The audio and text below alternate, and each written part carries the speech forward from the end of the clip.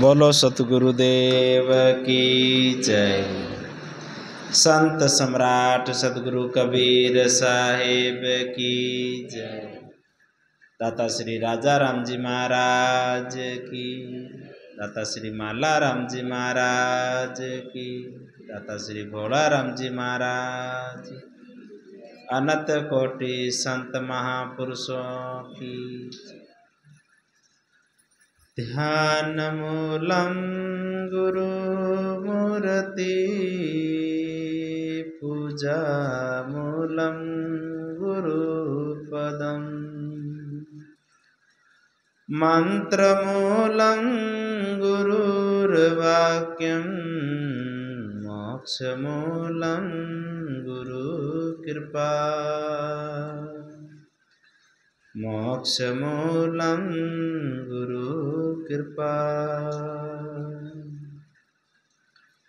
गुरु को कीजे बंदगी कोटि कोटि प्रणाम, कीट न जाने भृंग को तो गुरु कर ले आप समान। कीट न जाने भृंग को तो गुरु कर ले आप समान। विश्व वंदनीय संत सम्राट सतगुरु कबीर साहब के पावन चरणों में कोटि कोटि दंडवत प्रणाम। मेरे हृदय मंदिर के आराध्य देव श्री गुरुदेव के पावन चरणों में कोटि कोटि दंडवत प्रणाम। व्यास पीठ पे विराजमान परम पूज्य परम वंदनीय श्री साहिब जी के चरणों में कोटि कोटि दंडवत प्रणाम। सत्संग प्रेमी बंधुओं, भक्तिमती माताओं एवं प्यारे बच्चों,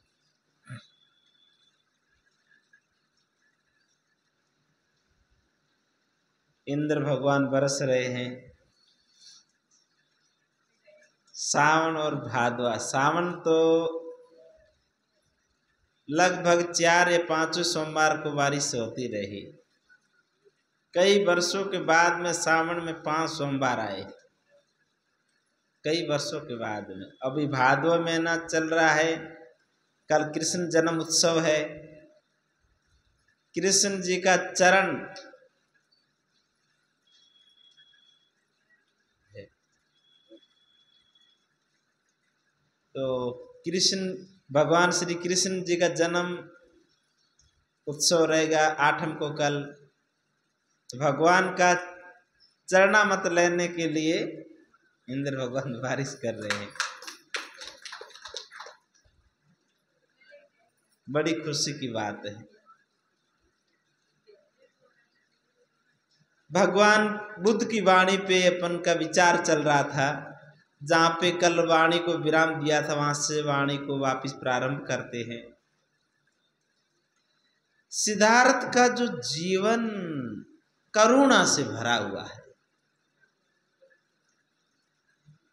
करुणा, पूरे जीवन करुणा ही करुणा, प्रेम, करुणा, और उनका स्वभाव ही हो गया है, नेचर हो गया। जैसे पानी का धर्म होता है ना, 100 डिग्री गर्म करके छोड़ दो फिर भी धीरे धीरे वो पानी वापिस शीतल हो जाएगा, ठंडा हो जाएगा। इसी प्रकार सिद्धार्थ का जो स्वभाव करुणा, प्रेम, और उनका चचेरा भाई देवदत्त उनका ज्येष्ठ लगता, बड़ा भाई लगता है, परंतु उनका स्वभाव क्रूर, अतताई, हमेशा गलत करने के लिए ठाने रहते हैं। दुख पहुंचा करके खुश होने का उनकी प्रवृत्ति देवदत्त की। बचपन की घटना, सिद्धार्थ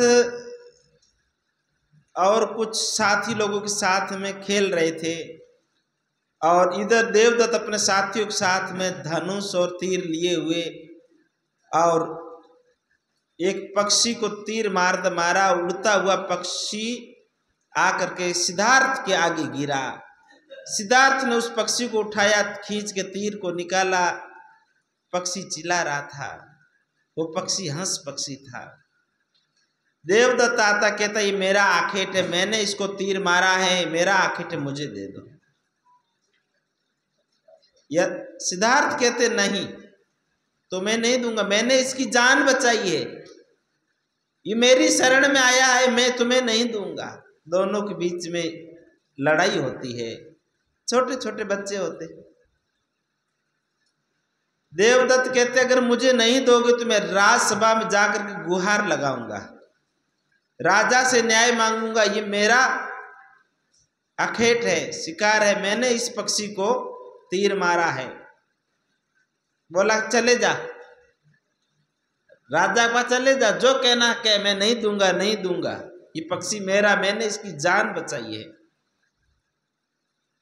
देवदत्त जा करके न्याय घंट, बच्चे तो बच्चे होते, न्याय घंट बजा देता है।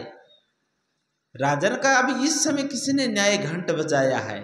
पता क्या देवदत्त नाराज है, उन्होंने न्याय घंट बजाया, घंटा बजाया है। देवदत्त कहता है राजा मुझे न्याय चाहिए। बोला क्या न्याय चाहिए? बोला कि मैंने एक पक्षी को तीर मारा और मैंने उस पक्षी को शिकारी बना करके गिराया, तो वो पक्षी मेरा हुआ? तो राजा कहता हाँ तुम्हारा ही हुआ। तो मेरा हुआ तो सिद्धार्थ मुझे दे नहीं रहा, इतने में सिद्धार्थ भी आ जाता है। राजा कहते हैं कि सिद्धार्थ ये पक्षी देवदत्त का है, देवदत्त ने इसको तीर मार के गिराया है, देवदत्त का है। दोनों आपस में लड़ते। राजा कहते मैं दोनों बच्चे में किसको समझाऊं? राजा कहते हैं कि इसका न्याय गुरुदेव करेंगे। कौन करेंगे? गुरुदेव करेंगे, क्योंकि दोनों ही मेरी आंख है। एक भाई का बच्चा है कि मेरा बच्चा, मैं किसकी पक्ष में बोलूं, क्या बोलूं? हे गुरुदेव आप न्याय करिए। आचार्य कौंडिन्य को खड़ा करते। आचार्य कहते हैं कि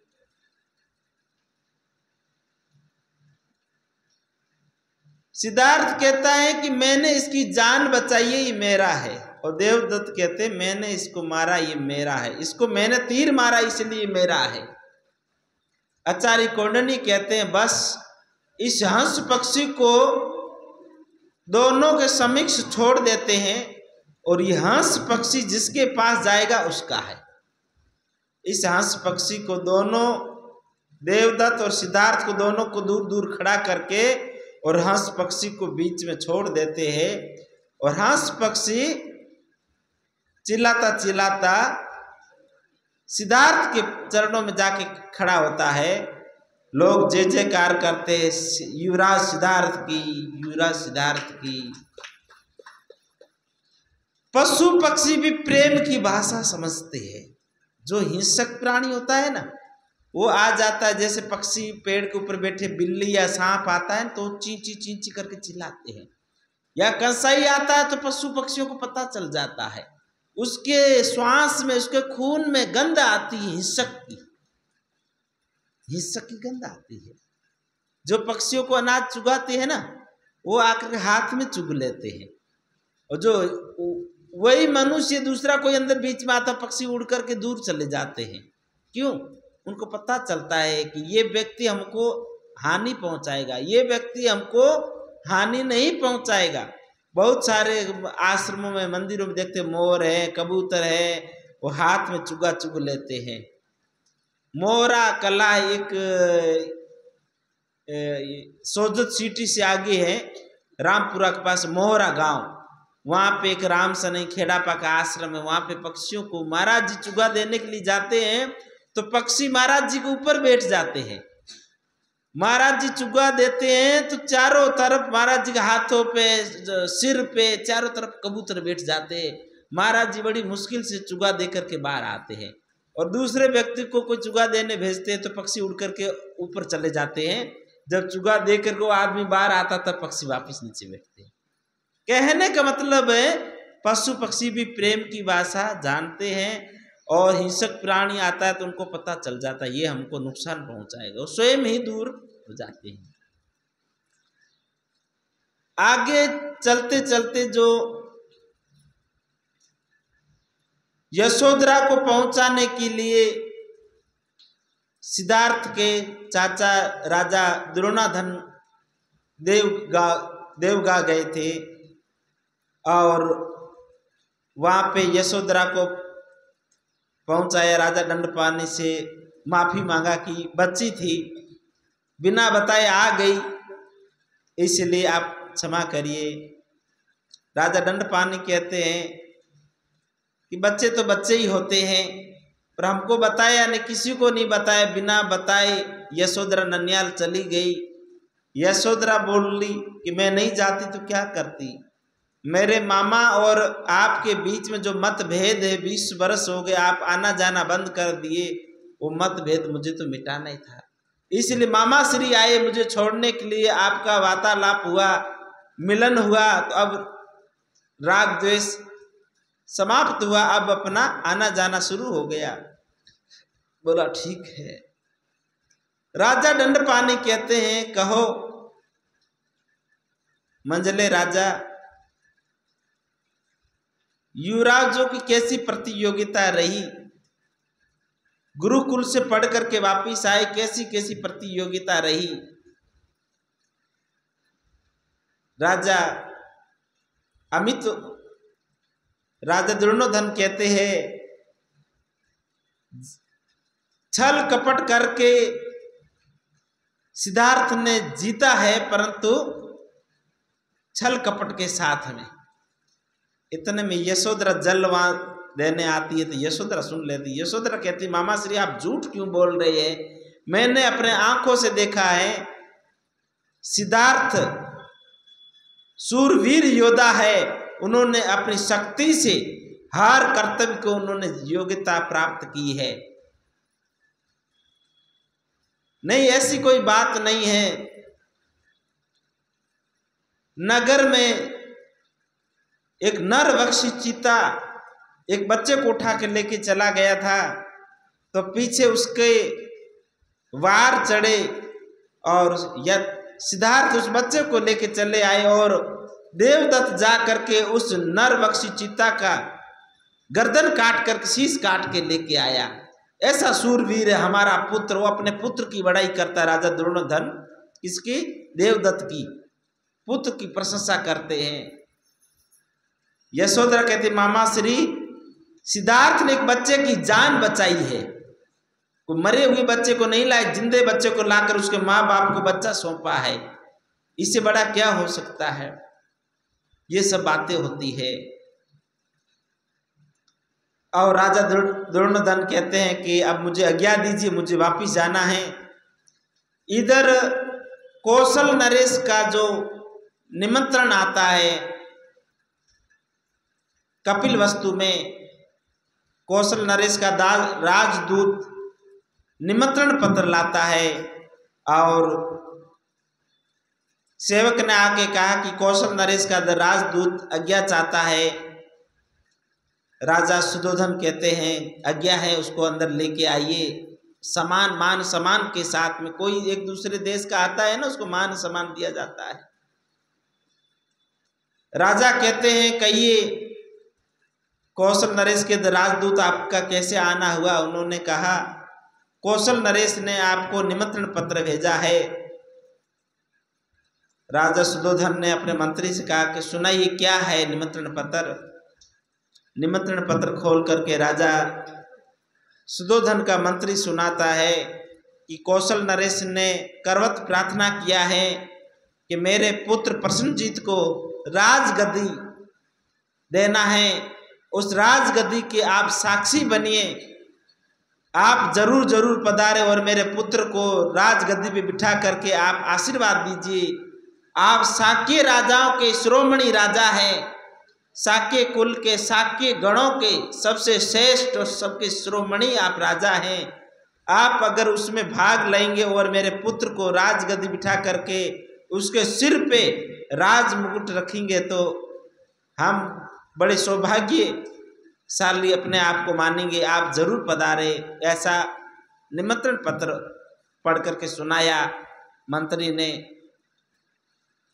राजा ने कहा कि हम जरूर आएंगे और अपने मंत्री से कहा इस कौशल नरेश के राजदूत को मान सम्मान के साथ इसको वापस विदा करिए, और कहा कि राजा कौशल नरेश को बोलना कि हम जरूर आएंगे। इधर शाम के समय जो नृत्य होता था, आज के समय टीवी है, मोबाइल है मनोरंजन के लिए। पहले राजा महाराजों के टाइम में एक सभा बैठी जाती थी, राजकुल के एक तरफ राजा राज परिवार बैठा जाता था, एक मंत्री नौकर चाकर बैठे जाते थे, और संगीत में अच्छा संगीत होता था, नृत्य करने वाली नृत्य करती थी, और ये सब कार्य चलता था। शाम के समय अच्छे अच्छे संगीत चल रहा था, नृत्य करने वाली नृत्य कर रही थी, और राजा सुधोधन के मन में कुछ विचार चल रहा था। छोटे राजा अमितोधन राजा कहते हैं, बड़े भाई साहब आपका ध्यान कहाँ है? यहाँ अच्छा नृत्य हो रहा है, अच्छा संगीत चल रहा है। राजा सुधोधन कहते हैं, मुझे हमेशा एक चिंता खाई जाती है, अश्विन मुनि की वाणी वो मुझे मन में खटकती है, इसलिए दिनों दिन राजकुमार सिद्धार्थ ध्यान की ओर ज्ञान की ओर बढ़ता है, परंतु राज कार्यों में उतना उनका ध्यान नहीं है, इसलिए मुझे हमेशा ये दुख लगा रहता है। छोटे राजा अमितोधन ने कहा कि आप क्यों नहीं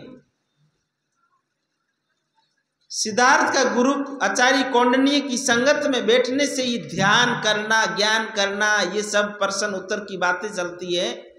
अब इनकी गुरुकुल से पढ़ाई पूरी हो गई है, क्यों न इसको आचार्य कौंडिन्य को यहाँ से हटा दिया जाए, इसकी अब कोई आवश्यकता नहीं है, इनकी संगत में बैठे बैठे सन्यासी जरूर हो जाएगा। राजा सुधोधन कहते बात तो सही है। नृत्य करने वाली गणिका कामिनी कहते हैं, राजन आप क्यों युवराज को लेके परेशान हैं? आप युवराज को हमारे हवाले करिए, हम उसको काम के पास में राग मोह माया जाल में ऐसे फंसाएंगे, आप देखते रह जाएंगे। अगर हमने ऐसा नहीं कर पाए तो आप हमारा शीश काट देना, पर आप हमको सेवा का अवसर तो दीजिए। गणिका कामिनी ये बात कहती है। राजा अमितोधन भी कहते हैं, उनके मंत्री सुमंत भी कहता है बात तो सही है राजन, ये सुंदर सुंदर गणिकाओं के राजमहल में आनंद भवन में अगर सिद्धार्थ चला जाएगा और उनके काम वास अग्नि 4 प्रकार की होती है, कामा अग्नि, क्रोधा अग्नि, जठर अग्नि और चित्ता अग्नि, 4 प्रकार की अग्नि होती है। बाकी अग्नि जलाती है, पर कामा अग्नि एक नए जीवन का सृजन भी करती है और वैराग्य को जला करके एक नष्ट कर देती। कामा अग्नि, काम अग्नि एक नए जीवन का सृजन होता है। बुद्ध, महावीर, कबीर, नानक या आप और हम सबका जन्म कामा अग्नि से हुआ है। अपने माता पिता के अंदर कामा अग्नि प्रजन हुई, तब अपने सबका जन्म हुआ है। राजा सुधोधन कहते हैं कि भी कैसे भी करके सिद्धार्थ के मन में ज्ञान वैराग नहीं आना चाहिए। काम आए, क्रोध आए, परंतु वैराग नहीं आना चाहिए। मैं सन्यासी बनता हुआ नहीं देख सकता हूं। अमितोधन राजा को कहते, राजा सुधोधन आप जो करें करिए, पर इसके अंदर काम आए, राग आए, राज्य के प्रति किसकी लगन बढ़े, परंतु ये ध्यान व्यान करना मुझे अच्छा नहीं लगता है। राजा अमितोधन कहते हैं कि आप कल ही आचार्य कौंडिन्य को यहां से हटा दीजिए। दूसरे दिन राजा सब कुलगुरुओं को, कुलगुरु वाचस्पति को और आचार्य अश्वपाल को, आचार्य कौंडिन्य को, सबको बुला के कहते हैं। राजा सुधोधन कहते हैं, आचार्य हमने आपको ये बोला था आज से 20 वर्ष पूर्व कि सिद्धार्थ के मन में ज्ञान और वैराग न बढ़े, इसके अंदर प्रेम और करुणा न बढ़े। प्रेम और करुणा ज्ञान वैरागी सन्यासी का लक्षण है। और मैं अपने पुत्र को एक सम्राट बनाना चाहता हूं, एक वीर योद्धा बनाना चाहता हूं, पर आपने उसके उल्टा किया। आपने इसको ध्यान सिखाया, ज्ञान सिखाया, इसको मृत्यु का ज्ञान दिया। आपने इसको वीर योद्धा बनाने वाला काम नहीं किया। आचार्य कौंडिन्य कहते मैंने ऐसा कुछ भी नहीं किया है जो इस शाक्य कुल को नुकसान हो। मैंने जो ज्ञान दिया है, जो इनको विद्या दिया है, वो वीर योद्धा बनाने वाली ही दिया है। आचार्य कौंडिन्य कहते तुम कब तक छुपाओगे? करुणा इसका स्वभाव है, ध्यान इसकी नीति है, इससे आप बचा नहीं सकते हैं, इससे आप बचा नहीं सकते हैं।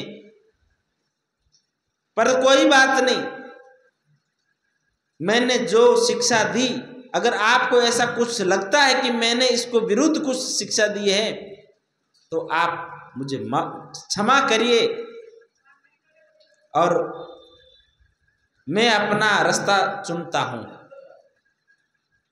मैं स्वयं ही इस पद को, आचार्य पद को त्याग दूंगा।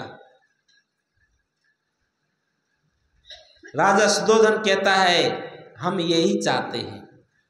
अपने मंत्री से कहा कि इनको दान दे दीजिए, इन्होंने जो पढ़ाई करवाया इनको दान दे दीजिए और फिर इनको विदा कर दीजिए। कुल गुरु वाचस्पति कहते हैं हे राजन, आचार्य कौंडिन्य की जगह कोई दूसरा भर ही नहीं सकता। आचार्य कौंडिन्य बहुत विद्वान है, दूसरा ऐसा गुरु नहीं मिलेगा। राजा ने कहा कि कोई आवश्यकता नहीं है, इनको विदा कर दीजिए। मंत्री आकर के भेंट पूजा जो देते हैं आचार्य कौंडिन्य को, आचार्य कौंडिन्य मना कर देते, मुझे नहीं चाहिए। मैं वही भेंट पूजा लेता हूँ जो मैं विद्या सिखाता हूँ। अगर वो मेरी सार्थक मानी जाती तो ही लेता हूँ, बाकी अगर मेरी विद्या में कुछ कमी लगती, खोट लगती है तो मैं ये दान नहीं लेता हूँ। मैं भीख नहीं मांगता हूँ, मैं परिश्रम करता हूँ, मैं पंडित हूँ, मैं अपने आश्रय पे खड़ा हूँ। मना कर देता है। आचार्य कौंडिन्य वहाँ से कहते हैं कि मुझे इतना भी समय मिला, ये भी मेरे लिए सौभाग्य की बात है कि मैंने युग पुरुष को अपना शिष्य बना के मैं उसको शिक्षा दिया हूँ। ये एक युग पुरुष है, महापुरुष है, मैं अपना शिष्य बना के मैंने इसको शिक्षा दिया। इतना समय भी हम एक दूसरे के साथ रहे, ये भी मेरी सौभाग्य की बात है। और अब हम मन ही मन प्रणाम करके और युग पुरुष को वहां से आचार्य कौंडिन्य चले जाते हैं। इधर राजा सुद्धोधन कहते हैं कि मुझे कौशल नरेश के सुपुत्र प्रसन्नजीत को आशीर्वाद देने के लिए मुझे प्रस्थान करना है। तो देवदत्त कहते हैं कि मुझे चलना है, मैं साथ में चलूंगा। मुझे श्रावस्ती नगरी देखना है, मैंने श्रावस्ती को देखा नहीं। श्रावस्ती बहुत सुंदर नगरी है, स्वर्ग का भी वर्णन उनके सामने फीका है, इसलिए मुझे कौशल नरेश की नगरी देखना है, मुझे चलना है।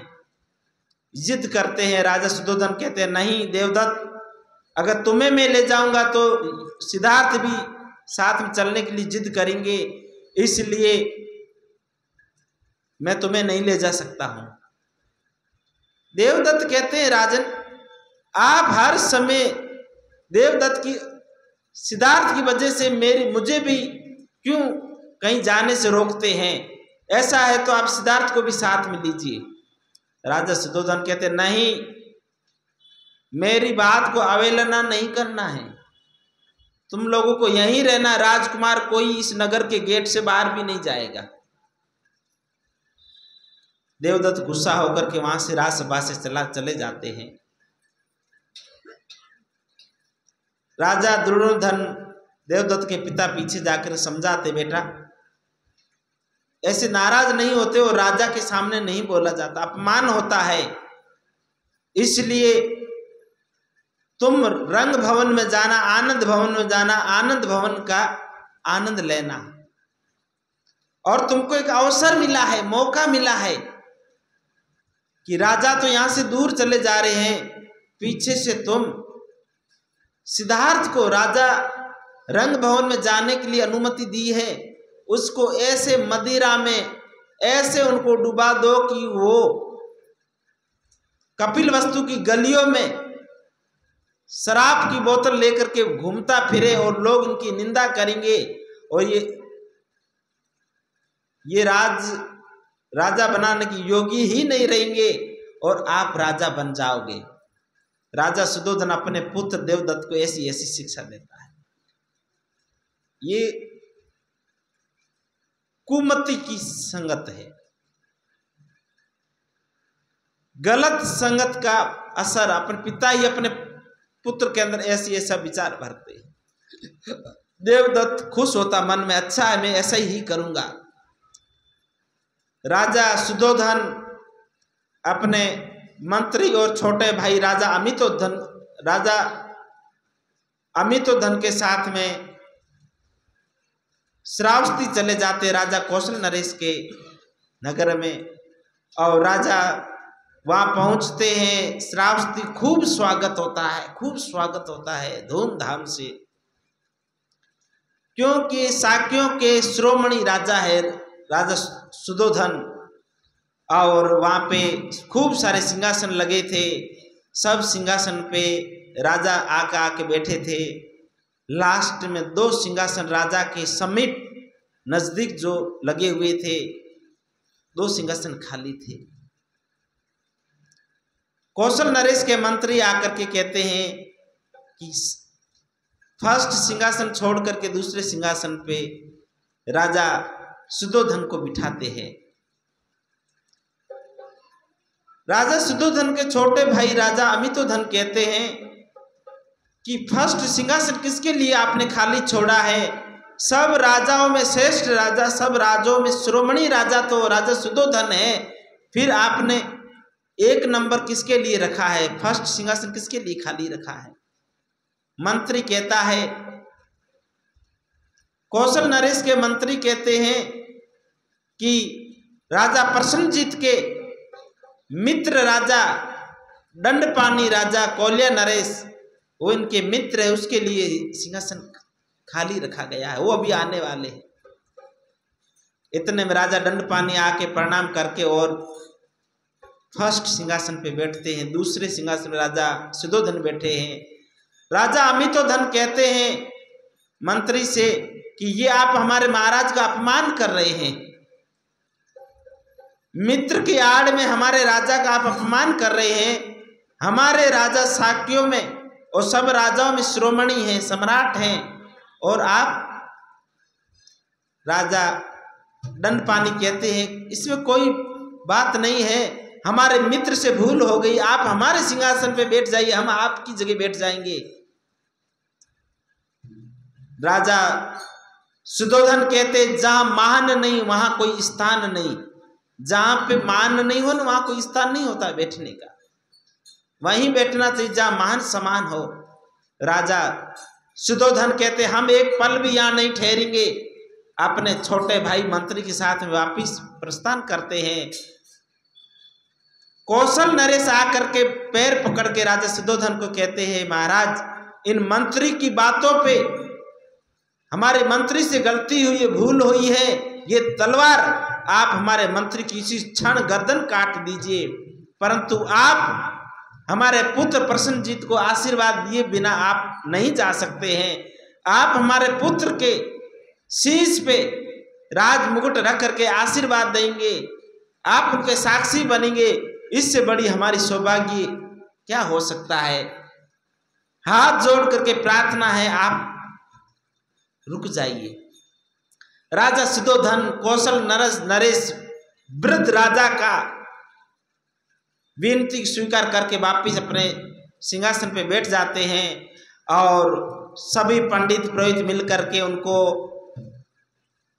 नेत्र से नलाते हैं और पुष्पों से स्वागत करके उनको राजगद्दी बिठाते हैं। राजा सुधोधन भी एक सपना देखने लगते हैं। राजा प्रसन्नजीत को जैसे राजगद्दी बिठा रहे हैं, इसी प्रकार सोचते मैं भी अपने पुत्र को सिद्धार्थ को इसी प्रकार सिंहासन पे बिठा के राज तिलक करके और उसके शीश पे मैं अपना राज मुकुट रखना चाहता हूं। मैं अब इस राजभारी से मुक्त होना चाहता। एक दिन में खुले आंख जो अपन जो विचार करते हैं ना, एक सपना होता है, हम ऐसा ऐसा करने का मन में विचार आता है। तो राजा अमितोधन कहते हैं भाई साहब आप कहाँ खो गए हैं, इधर देखिए। राजा प्रसन्नजीत को स्वागत हो रहा है। राजा शुद्धोधन कहते हैं मैं एक खुली आंख का सपना देखने लग गया था, अपने पुत्र को भी इसी प्रकार सिद्धार्थ को राजगद्दी बिठाने का मन में वही पर विचार चल रहा था। राजा अमितोधन कहते हैं भाई राजा साहब अपना सिद्धार्थ जब राजगद्दी बैठेगा तो पूरा भारत देखेगा और ऐसा सिंहासन पे बैठेगा और ऐसा मुकुट पहनाएंगे रत्नों जड़ित कि ऐसा मुकुट किसी का भी नहीं होगा। ऐसे उनके छोटे चाचा राजा अमितोधन कहते हैं। इधर कपिलवस्तु में इधर की जो घटना घटती है, सभी राजकुमारों को भेजा जाता है रंग महल में भेजने के लिए। गणिका के पास मंत्री कहता है सिद्धार्थ आज आप तैयार हो जाना, आज शाम को आप लोगों को रंग भवन में निमंत्रण है, वहां जाना है। सिद्धार्थ कहता वहां क्या है रंग भवन में? बोला वहां रंग भवन में सुंदर सुंदर स्त्रियां हैं, गणिकाएं हैं और वहां काम का ज्ञान होगा, वहां मोह का ज्ञान होगा, लोभ का ज्ञान होगा।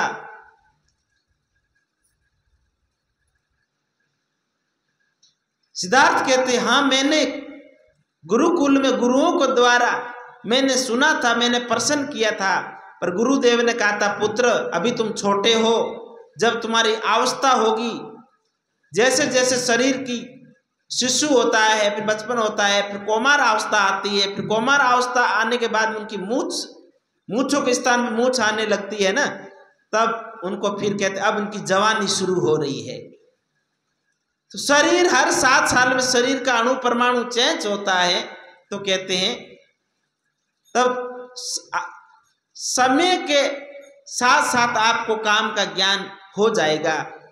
सिद्धार्थ कहते हैं हाँ सही बात है, मेरे गुरु ने मुझे बताया था, मुझे काम से परिचित होना है, मुझे उनकी जानकारी करना है, हाँ मुझे काम का ज्ञान मुझे लेना है। मंत्री कहता हाँ तो आपको रंग भवन में यही ज्ञान होगा, तैयार हो जाइए। बाकी युवराजों को तैयार करते हैं। आनंद कहता है देवदत्त से कि वहां रंग महल में क्या होगा, क्या करना होगा? देवदत्त कहते कुछ करना नहीं होगा, वहां बस अपन को जाना है, सुंदर सुंदर कन्याएं है, सुंदर सुंदर वहां स्त्रियां हैं, गणिकाएं, वही सब कुछ करेंगे, अपने तो बस वहां पहुंचना है। सिद्धार्थ वहां से तैयार होकर के आते हैं और वहां रंग भवन में प्रवेश करते हैं। जैसे रंग भवन में जाते हैं तो वहां कामिनी ने रंग भवन के आगे आग लगा देती है। सभी युवराज वहां घोड़ा लेकर के पहुंचते हैं और कहते हैं, मंत्री कहते हैं कामिनी ये तुमने क्या ठिठुली कर दी है, ये रंग महल के आगे आनंद भवन के आगे तूने आग क्यों लगा दी? कामिनी कहती है कहने को तो ये आनंद भवन है, रंग महल है, पर तो यहाँ कोई आनंद नहीं, यहाँ एक आग ही आग है, काम रूपी आग है, क्रोध रूपी आग है, लोभ रूपी वासना रूपी आग में जो प्रवेश कर लेता है वो इसमें जकड़ जाता है, और जिसको आना है इस आग को पार करके ही आना है। सिद्धार्थ कहते हैं कि अगर आपने चुनौती दे ही दिया है, हमको तो काम का ज्ञान लेना है, और सिद्धार्थ भाग करके उस आग को पार करके और रंग महल में प्रवेश कर जाते हैं। बाकी भी उनके राजकुमार सब उस रंग महल में पहुंचते हैं। कल अपने रंग महल में जो वेश्याओं के साथ में भी रह करके सिद्धार्थ एक कमल की तरह कोरे बचे, उस वासना में फंसे नहीं। जैसे कीचड़ में कमल खिलता है, एक कीचड़ की एक बूंद भी कमल को नहीं छूती है, पवित्र रहता है कमल कीचड़ में खिलकर, इसी प्रकार सिद्धार्थ उस रंग भवन में वेश्याओं के बीच में रह करके भी अपने मन को गंदा नहीं किया, उसके बीच में भी वो अपने सार को, ध्यान को खोजा, ज्ञान को खोजा। तो वो चर्चा अपन कल करेंगे, आज काफी समय हो गया है, अपनी वाणी को यहीं विराम देते हैं। बोलो सद्गुरुदेव की जय।